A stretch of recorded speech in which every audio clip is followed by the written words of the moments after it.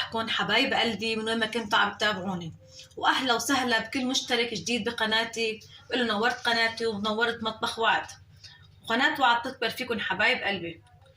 رح اعمل اليوم معكم، رح تقولوا شو رح نعمل اليوم. وصفتنا لليوم رح نعمل مشاوي، بس مشاوي بطريقه كتير مبسطه وكتير سهله.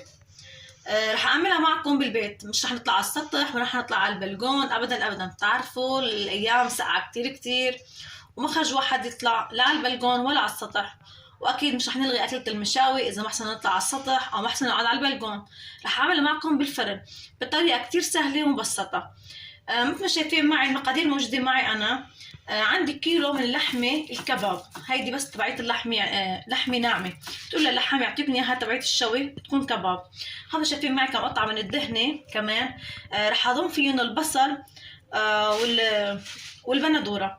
بحتاج كمان للحمه رشه من الملح ورشه من البهار. والبقدونس هون بتقول شو بتعمل البقدونس كل هالكميه؟ هذا البقدونس رح افرم معكم، رح نعمل احلى جات طبوله من تحت دياتي، وحتكتبوا لي بالتعليقات شو رايكم فيه كمان. هلا حبايب قلبي رح بلش معاكم الوصفه بطريقه كتير سهله.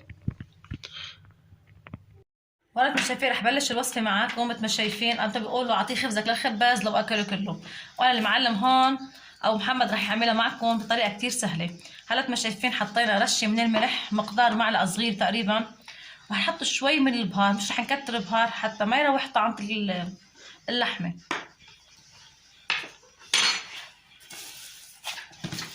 وهلا هيك حيعجق معكم منيح باللحمه، وبحط البهار صغير يحطها.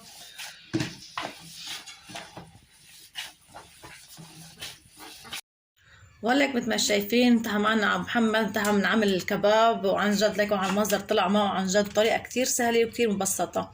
وحاولوا قد ما فيه، يعني كان بطيء بالشغل حتى يفرجيكم انه كيف عم بيشتغل معكم وما تفرط معكم الكباب. في ناس بتحط له شفتوا طحين، في ناس ما بعرف اي شيء بحطوا له انه مشان ما يفرط معه. بس نحن عطاء اللحمه شايفين معنا ومدون سيخ، يعني بتماسك معنا وما فارط ابدا ابدا.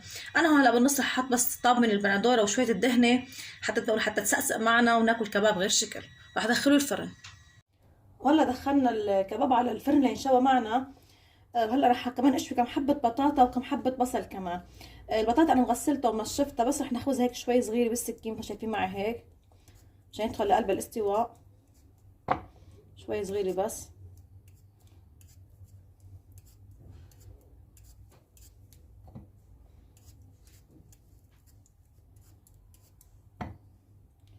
نعمل الحبه الاخيره وفرجيكم كيف رح نعملها. انا هون عندي سنتة رح الفهم فيها.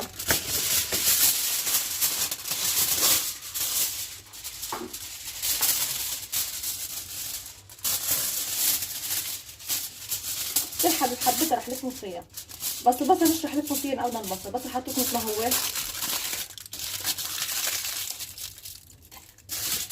هاي الطريقه.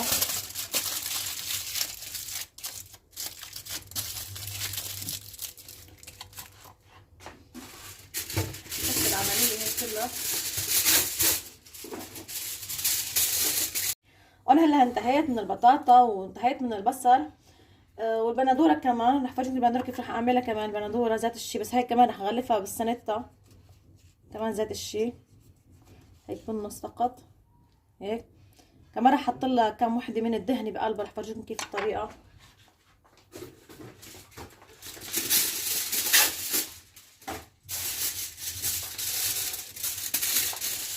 اقطع بالنص. اذا عندكم بندوره حجمها اصغر بيكون لسه احسن، بس انا صراحه ما عندي بندوره حجمها صغير، اضطريت اعمل بحبه الكبيره. الدهن بتخليها تستوي البندوره معنا وتعطي طعم هيك قلبها بسقسق غير شكل. رح اضيفهم بقلبها مثل ما شايفين هيك. حط 2 فقط، صغيره بعد هيدي شوي. رح رش لها رشه صغيره من الملح فقط، رشه صغيره بس لقلبها شوي من الملح. غليتها كمان هيك. يا سلام، اكلة المشاوي اليوم حتكون غير شكل بهالساعات وبالبيت غير شكل. وهيسا كمان صارت معنا البندوره جاهزه. رح اعمل واحدتين بعد ورح بلش معكم بالبقدونس افرم معكم. وهلا هيك مثل ما شايفين معي انتهت معنا صينية الكباب، وانا هون مثل ما خبرتكم قطعت بندورة بنص وحطيت بقلبها كم قطعة من الدهنة، هيك بتصير معنا اللحمة مسقسقة غير شكل. مع حبتين كمان من البصل، فرجيكم كمان حطيت وحدة من الدهنة بقلبها. هلا رح ادخلهم الفرن وبلش معاكم تحضير التبولة. هلا رح بلش معاكم اعمل التبولة، بس بعتذر من الاضاءة شوي اليوم بس لان الكهرباء عنا مقطوعة، لهيك معنا الاضاءة شوي انه خافتي معكم اللي شايفينها اليوم. كنا مبلشين بالكهرباء ورجعت راحت. هلا حنشيل هيك شوي صغيرة مع الوش.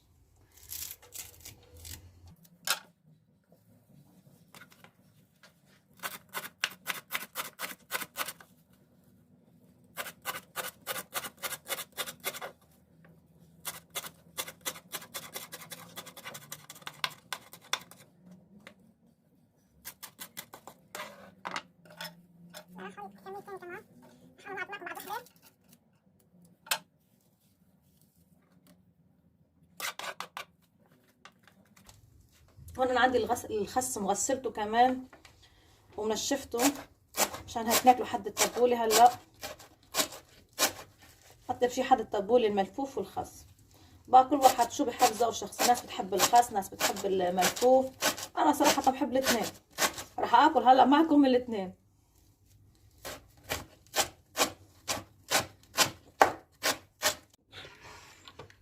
هلا اول وجبة خلصنا معكم رح اضيفها، كفي العملية كلها برجع لكم.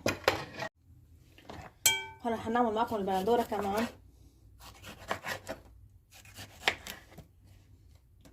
انا قبل ما اقطع البندورة انا عندي هود البرغل، ما بحب برغله كتير انا، ولا بنقعه للبرغل، بحطه فوق منه هيك البرغل بدون اي نقع، شوية صغيرة. البندورة هلا لحالها بتسقيه بصير لحاله، بتفتح حبة البرغل معنا.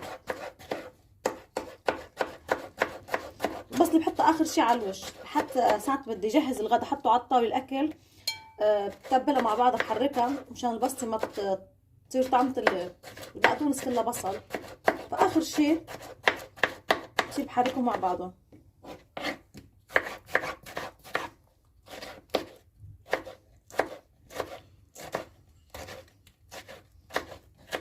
بتمنى لو كانت البندورة عندي قصة حمرا بتعطي كتير طعم التبول اذا كانت معي البندورة حمرا، بس صراحة ما لقيت بندورة ابدا منيحة كتير اليوم.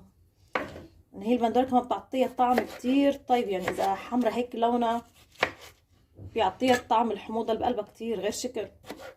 بس ما بعرف ايام شتوية وما كل شي واحد بيجي بده اياه عم بيلاقيه، واذا اشي حتى عصير عم تلاقيها بالسوبر ماركت عم تلاقيها اسعارها كتير غالية، يعني الاسعار صايرة واو، مش عم بتقارب الاسعار خالص خالص. هلا هيك رح اضيفهم، فرجيكم هيك فوق البرغل.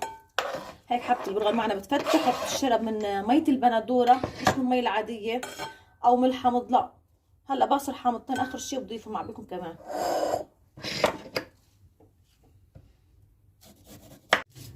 هلا حنفرم البصل ناعم، بس اذا كمان عندكم بصل اخضر موفر، بصل اخضر بيعطي طعم كتير طيب التبولة الخضارية كتير كتير.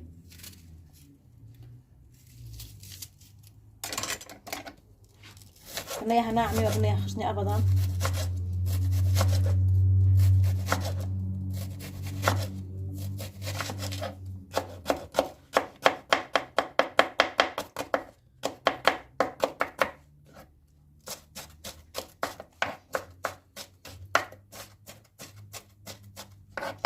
هلا قبل ما اضيفها على التبويل رح ارش لها كمان رشه ملح للبصله، هي تدبل معنا وكل المي اللي بتطلع من البصل لما نكبها بنصير. بس حطيتها هيك محلها هون، حط لها بس رشه ملح وهي بتكون تبويله معنا جاهزه.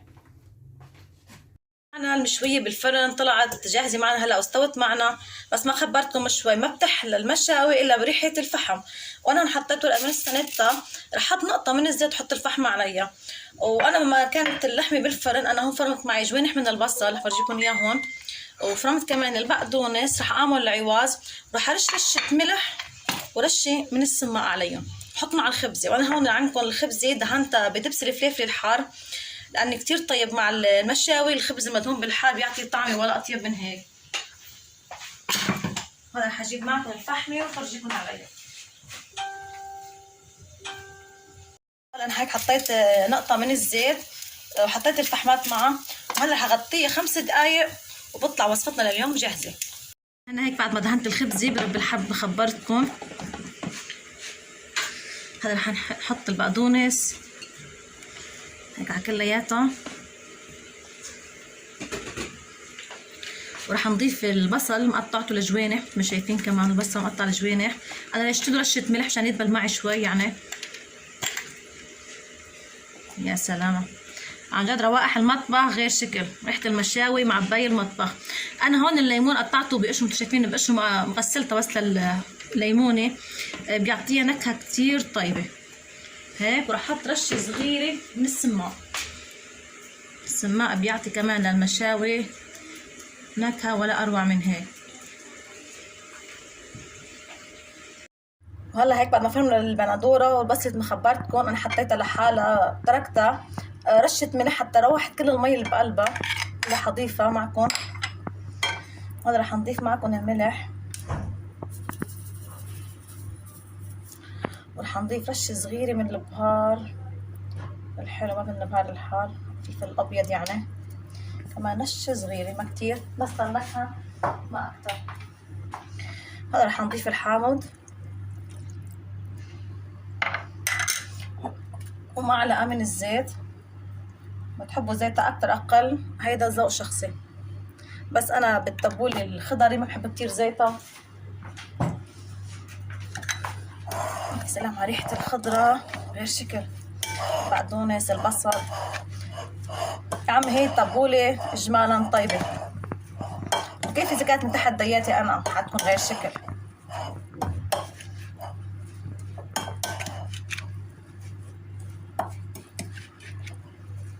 في معنا حبة البرغل كيف فتحت لحالها من مية البندورة. يعني أنا هيدي الطريقة أخذتها من جارتي بنانية، تقلي ما تنقعي أبدا للبرغل. أنا كنت قبل صراحة أنقعه وأحط له شوية حامض ونقعه بالحمض، قام تعلمتني هالطريقة فعم بتطلع عن جد ناجحة وكتير طيبة، بتمنى تجربوها. وهلا هيك التبويلة صارت معنا جاهزة. يا سلام. وهذا رح أحط معاكم. يا سلام على ريحة المشاوي، عبت المطبخ، الولاد حوالي يا ماما يا ماما بهالشكل. عن جد انه كل واحد بده يجي على المشاوي وعائلته ما يفكر ابدا ابدا، يا عامله بالبيت وبتطلع عن جد نفس الطعمه، بس نحط لها شوي فحمه فقط بتطلع طعمه المشاوي غير شكل. وانا حطيت قرن حار كمان شويته، بحب الحار لاني انا. هاي بندوره، هاي البصله كمان اللي شويتها معكم، شايفين كيف سقسقت؟ عن جد طلع على المنظر. البندوره صاير نيفه، يعني ما رح ينشال معنا الا بايدنا، عن جد صاير نيفه على الاخر. شايفين هدول الدهنات معنا كمان صاروا مستويين. يا سلام عن جد اشتهيتوا معايا غوالي. شايفين؟ وهلا هيك رح نروح نتغدى ونفرجيكم كيف صارت الطاوله. شايفين حبايب قلبي انتهينا من حفله المشاوي اللي عملناها، قليت بطاطا حدا والتبوله، ومثل ما شايفين كمان عندي كان شوي من القرنبيط كمان شوي صغيره، ومع قرن فلفله كمان شوية شوي، والبندوره اللي شويتها معكم شايفين على المنظر قلبها. وهون البطاطا كمان اللي شويتها معكم، هون بندوره بعد فيه والتبوله. بتمنى حبايب قلبي اذا عجبكم الفيديو لليوم ما تنسوا الاشتراك بقناتي وتفعيل الجرس ليوصلكم كل شيء جديد. هلا رح ادوق معكم حبايب قلبي. شايفين لي البندوره عن جد نازله نيفه على الاخر. برجيكم بس لحمه، حطيت شويه اللي عملتها معكم البصل مع البقدونس البواز مع الحامض، ادوق هيك. نحط كمان شوي من البندوره. يا سلام يا سلام.